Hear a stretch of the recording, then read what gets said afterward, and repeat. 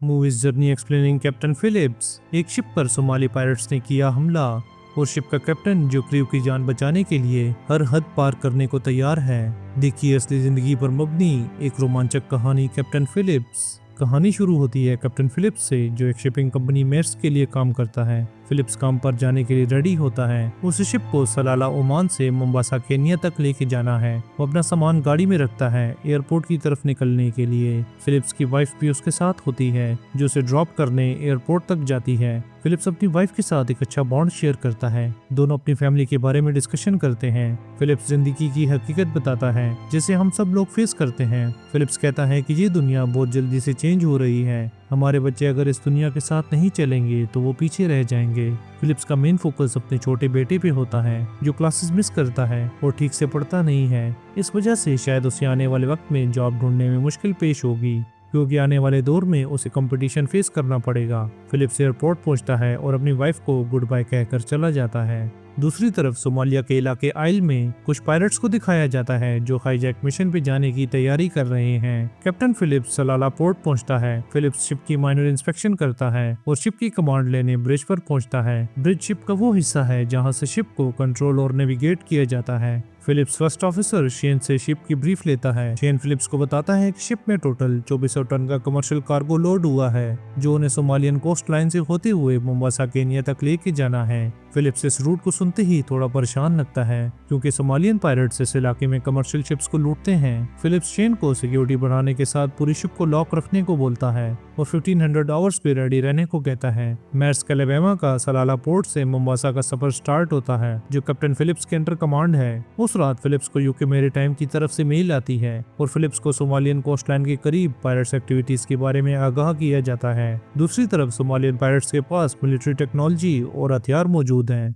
और वो tracking system पे मेर्स्क अलabama की लोकेशन को देखते हैं, जो उनके करीब होता है। गल्फ ऑफ एडन के करीब पायरेट एक्टिविटी से सतर्क होते हुए फिलिप्स और शेन सख्त सिक्योरिटी मेजर्स लेते हैं और एक प्रैक्टिस ड्रिल करते हैं। ड्रिल के दौरान फिलिप्स रडार पर देखता है कि उनकी शिप की तरफ कुछ आ रहा है। जब वो ब्रिज से बाहर निकल के देखता है तो सोमाली पायरेट्स की 2 स्पीड बोट्स होती हैं, जो उनकी शिप का पीछा कर रही हैं। फिलिप्स जल्दी से इमरजेंसी नाफिज करवाता है, क्योंकि प्रैक्टिस ड्रिल अब रियल लाइफ पायरेट सिचुएशन में कन्वर्ट हो गई है। फिलिप्स यूएस मैरीटाइम से हेल्प मांगता है। वो फिलिप्स को वाटर होजेस और शिप को लॉक रखने को कहते हैं। फिलिप्स को बताया जाता है कि ये इन्फॉर्मेशन वो आगे पास करेंगे और उन्हें लगता है कि ये बोट्स फिशरमैन की हो सकती हैं। फिलिप्स शिप की स्पीड बढ़ाता है, मगर लोड ज्यादा होने की वजह से शिप की स्पीड ज्यादा नहीं बढ़ पाती। अब स्पीड बोट्स और शिप के दरमियान फासला कम होने लगता है और मदद आने में टाइम लगना है। फिलिप्स एक ऐसा डिसीजन लेता है जिसका उसे फायदा होता है। वो मदद मांगने के लिए एक वॉरशिप से फेक रेडियो कॉल करता है, जो बोट में पायरेट्स भी सुनते हैं। इस वजह से एक बोट वापस चली जाती है, लेकिन दूसरी बोट अभी भी शिप का पीछा करती है। लेकिन इस दौरान शिप तेजी से मोड़ लेती है, जिससे पानी में लहरें बनती हैं और पायरेट्स की बोट उनकी जद में आकर अपना इंजन खो देती है। अगले दिन वही पायरेट्स नए इंजन के साथ वापस आते हैं। फिलिप्स इस पर यूएस मैरीटाइम को पायरेट अटैक से आगाह करता है और वो शिप की इंफॉर्मेशन मिलिट्री वॉरशिप्स को ट्रांसफर करते हैं। सोमालियन पायरेट्स शिप से कम्युनिकेट करके उन्हें रुकने को कहते हैं। वो कहते हैं कि हम सोमालियन कोस्ट गार्ड्स वाले हैं और रूटीन चेक करने आए हैं, लेकिन फिलिप्स उनकी बात नहीं सुनता और शिप की स्पीड और फास्ट कर देता है। पायरेट्स शिप पर फायरिंग शुरू कर देते हैं, जिस वजह से फिलिप्स वाटर होजेस ऑन करवाता है। शिप की क्रू कुछ देर तक पायरेट्स को दूर रखने की कोशिश करती है, लेकिन इस बारी पायरेट्स शिप पर चढ़ने में कामयाब हो जाते हैं। फिलिप्स तुरंत अपनी क्रू को इंजन रूम में छुपने का ऑर्डर देता है। पायरेट्स ब्रिज पर आकर फिलिप्स और शिप नेविगेटर केन को गन पॉइंट पे ले लेते हैं। पायरेट्स को अब्दुल वली मूसी लीड कर रहा है और उसकी टीम में नूर नाजी, अदान बिलाल और वलीद इल्मी शामिल हैं। फिलिप्स सिचुएशन को थोड़ा कंट्रोल करने की कोशिश करता है। वो मूसी को सेफ में रखे $30,000 रिश्वत देने की कोशिश करता है, लेकिन मूसी का प्लान पूरा शिप और क्रू को किडनैप करके बड़ी अमाउंट लेने का है। मूसी फिलिप्स से क्रू की लोकेशन पूछता है, लेकिन फिलिप्स उसको लोकेशन नहीं बताता। मूसी शिप का डिजाइन देखता है और फिलिप्स को कहता है कि वो उन्हें इंजन रूम तक लेके जाए। फिलिप्स अपना वॉकी टॉकी ऑन कर लेता है, जिससे क्रू को पता चल सके कि वो इंजन रूम में आने वाले हैं। फिलिप्स पानी के बहाने उसको स्टोर लेके जाता है, जहाँ पे शेन भी पानी लेने आया होता है। शेन देखता है कि सबसे छोटा पायरेट बिलाल बिना जूतों के है। शेन क्रू को इंजन रूम के इंटरेस्ट में टूटे हुए ग्लास बिछाने के लिए कहता है। इसके बाद फिलिप्स मूसी और बिलाल के साथ इंजन रूम की तरफ निकल पड़ता है। Chief engineer mic peri ship का पावर ऑफ कर देता है, जिससे लोअर डेक्स में अंधेरा हो जाता है। बिलाल के पैर कट जाते हैं जब वो इंजन रूम में पहुंचता है और उसका चल पाना भी मुश्किल हो जाता है। मूसी फिलिप्स को बिलाल के साथ वापस ब्रिज भेज देता है और अकेला क्रू को ढूंढने लगता है। क्रू मूसी को पकड़ लेती है और बाकी पायरेट्स को बताती है कि वो मूसी के बदले उनसे डील करें। फिलिप्स मूसी को ऑफर देता है कि वो $30,000 के साथ लाइफ बोट ले लें और यहाँ से निकल जाएं, और मजबूरन मूसी को ये डील माननी पड़ती है। मूसी का साथी नूर नाजी बिना फिलिप्स के लाइफ बोट में चढ़ने से इनकार कर देता है।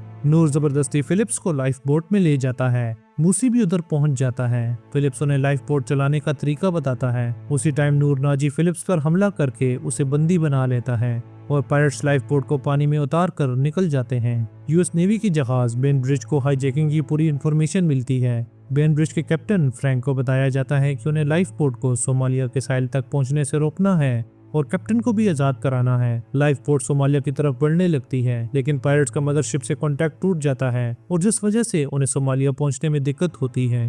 तभी बेनब्रिज उनकी लाइफ बोट को ट्रेस कर लेती है। फ्रैंक पायरेट्स के साथ एक पीसफुल नेगोशिएशन करके उन्हें सरेंडर करने को कहता है, लेकिन मूसी उनकी बात नहीं मानता।